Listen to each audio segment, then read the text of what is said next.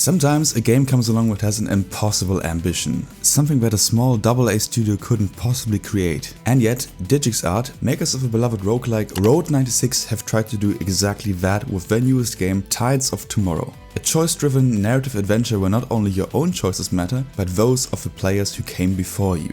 While it fails to fulfill its promise entirely, Tides of Tomorrow offers an entertaining and absolutely beautiful ride that might just be worth your time and attention. But before we get into that, hi, I'm Jerry and welcome to my channel Scharfsinn, a place for game reviews, essays and the occasional analysis focused on games from a variety of different genres. I also like to write reviews over on Backlogged to share my immediate experiences with the games that I play. If you're interested in any of that, I'd be glad to see you stick around. But now, let's get started. So I tested this game on a middle to high-end PC with the specs on screen, and the performance was honestly flawless, even with every setting maxed out. No bugs, no crashes whatsoever. I can't speak for lower-end hardware, but there are a good amount of options to tweak the graphics settings if you need to. As for how the game runs on consoles and on Steam Deck, you'll have to check out other reviews because I could not test that myself. But if PC performance is anything to go by, I'd wager the game probably runs fine on PS5 and Xbox Series X, as it doesn't seem to be all that demanding. But with that out of the way, let's get into what this game even is.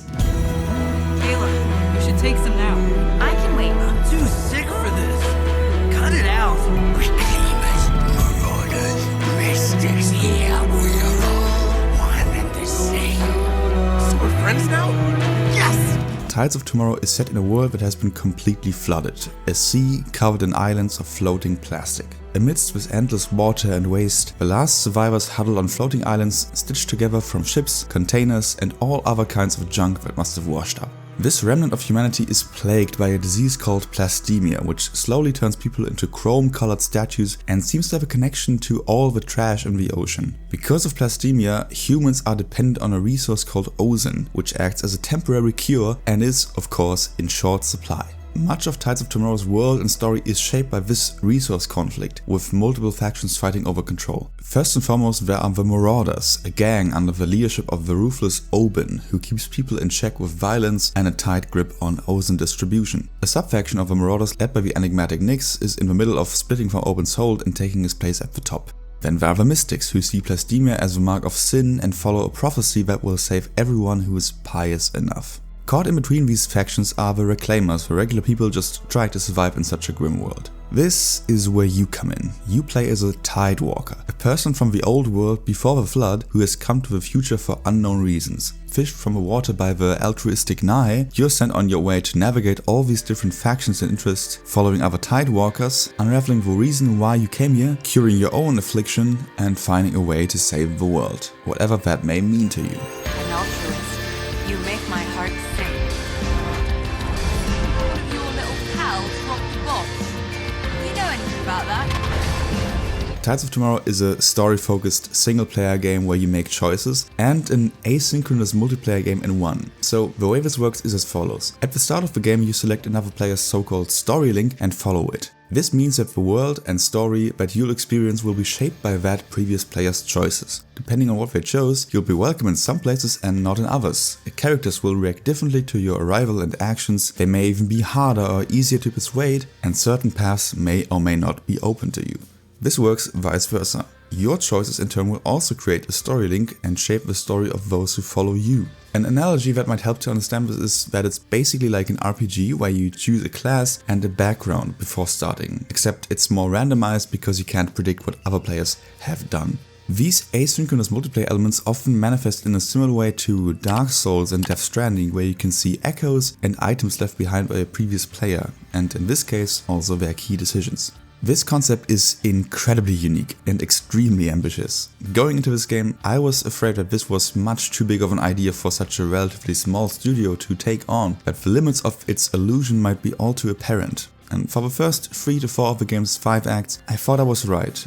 Both the consequences of the previous player's decisions and my own choices seemed painfully limited and superficial. Either the amount of different ways any given mission might go, or in how self-contained the consequences of those choices felt. There were several times when I made big and very stupid decisions whose impact seemed limited only to the current mission. That all changed in the game's final act, when many of my previous choices compounded into the deaths of characters and their willingness or reluctance to join my cause. The game also starts throwing more and more skill checks at you that either enable special narrative branches or log them off. There are 5 types of these skills in Tides of Tomorrow that increase or decrease depending on your choices. In essence, these act like personality traits. The first kind of skill is pro-humanity, which increases whenever you steer a conversation towards the good of the people or give out valuable resources to the ones who need it. Then there is the cooperative skill, which is tied to how many resources you leave behind for other players and how much you speak on behalf of the Tidewalkers. Pro-nature is basically what you expect it to be, survivalist is raised whenever you act in your own interest, and finally, troublemaker is this game's version of the renegade path where you mock everyone and sow chaos.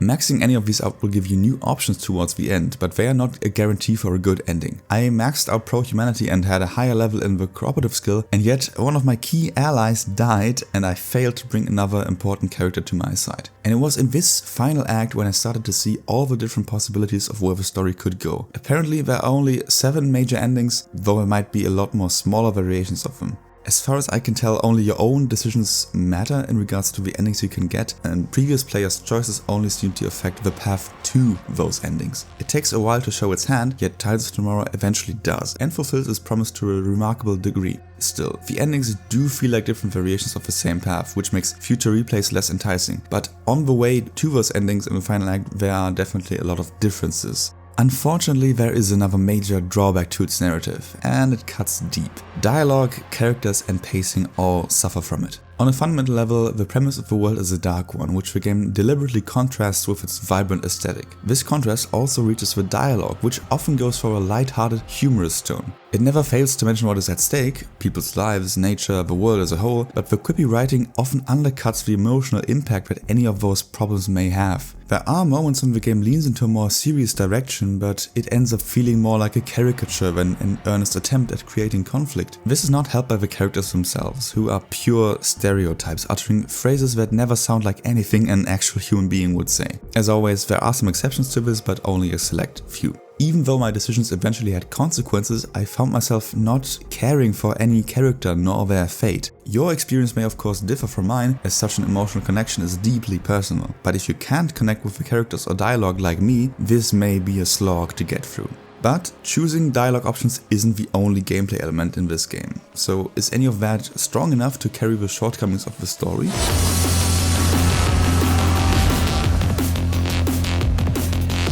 Stand in the defensive! He got flopped! Send the other one!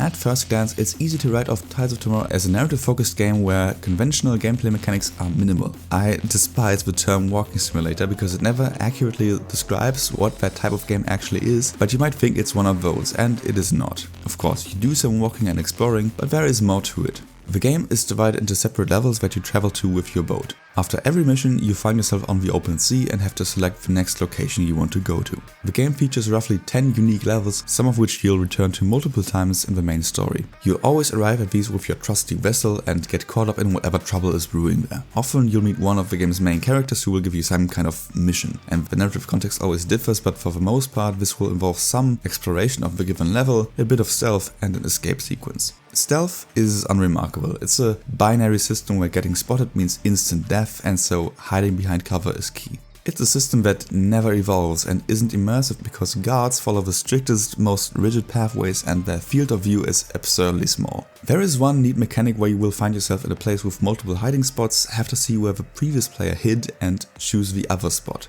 Aside from that, it's a system that's functional but nothing more. Thankfully, these sections are short and never too annoying. The escape sequences are equally short and inoffensive. They see you running down a path away from gunfire, jumping over some gaps, climbing up ladders, flying down ziplines. Like stealth, there is no freedom to express yourself in any way, but it's a lot more fun nonetheless. The same goes for steering the boat. There's a sense of weight to it as you crash through the waves and an immersive soundscape accompanying it. While you mostly use it to arrive and leave levels, there are also some moments where you get to participate in a race. And these races are a welcome pacebreaker. On top of that, there is also ship combat, believe it or not, but it's rather shallow. You have to keep enemy ships in your sights, avoid their mortar attacks, hit them a few times and that's it. Like all the previous gameplay elements I've described, the combat remains one-dimensional, but thankfully brief and again acts as a way to break up the pacing. Along the way you collect scrap and the occasional bottle of ozone, which you do in fact need to stay alive. you may have already noticed that bar in the bottom left corner. This represents your resistance to plastemia. The lower the bar, the closer you are to death. It always drains when you set course towards the main location or leave it, so you need ozone to stay alive and continue playing the game. And this seems to be a real threat. There was one time when my bar drained completely and I was brought to this island filled with corpses, and the game warned me that if this happened again, it was game over. Whether or not it actually follows through on that, I can't say, but the game convinced me that it would. And this creates an effective gameplay focus that also ties into the narrative. You yourself need ozone to survive, but so do the people around you, and so you have to make tough decisions as to who should get it. You can get these either by buying a bottle with scrap from a vendor, you can steal some, another player may have left one behind for you, and sometimes you'll even just find one with some luck, or get one by doing one of the game's side missions. Nonetheless, ozone is always in short supply, and that keeps the tension up at all times. Resource management in Tides of Tomorrow is one of its strongest aspects for how much it unites the themes and ethical dilemmas of the story to your actions, even outside of major story moments, and it feels like there's actual consequence to it. But the actual best part of this game is just how good it looks and sounds.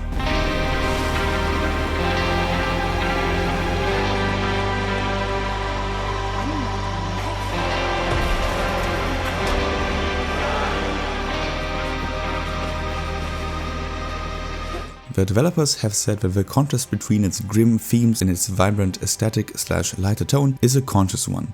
As I've laid out, I think this contrast is part of the reason why the story had no emotional impact on me. Yet ironically, it is the fundamental presentation of this world that will stay with me the most. Every location is a joy to explore thanks to the stunning amount of detail and fantastic use of color. Every character, every part of each level is so distinct and clearly designed with care. It's easy to look at this and think it looks like Fortnite, but combined with its moody lighting and volumetric fog, there is a real sense of life to these places. The sound effects in the game only add to that feeling, even when it's just the gentle lapping of waves in the background. Most of all though, I want to praise the soundtrack, which goes from Africa-inspired beats to full-on electro to sweeping rock themes. The variety and quality is impressive, and even now I find myself going back and listening to a few of its tracks. However, there are times when its use of music is clunky and it actually affects the narrative too. So Tides of Tomorrow's storytelling has an odd quirk that I can only describe as impatience. There are moments when any given scene will take a sudden turn in ways that feel forced and not quite organic, and that feeling is amplified by an abrupt change in music. For example, the game's central villains all have their own theme, and whenever they come on screen it will start abruptly, which creates an unintentionally comedic effect. Yet aside from rougher edges such as these, Tides of Tomorrow still manages to create a robust sense of immersion with its eye-catching aesthetic, diverse soundtrack and an affinity for giving you optional moments to breathe it all in.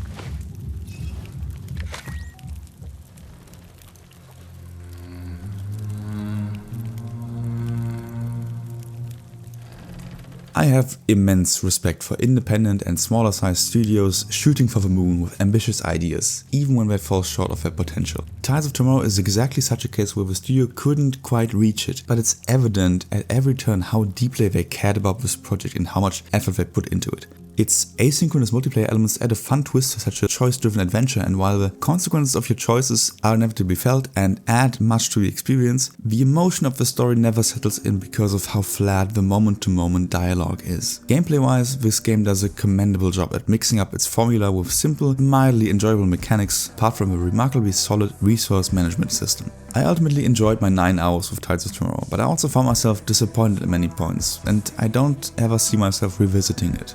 If anything I've said or shown has piqued your interest, I would recommend checking it out, though I would advise waiting for a sale. That being said, I hope you enjoyed this video and I'll see you again in the next one. Take care.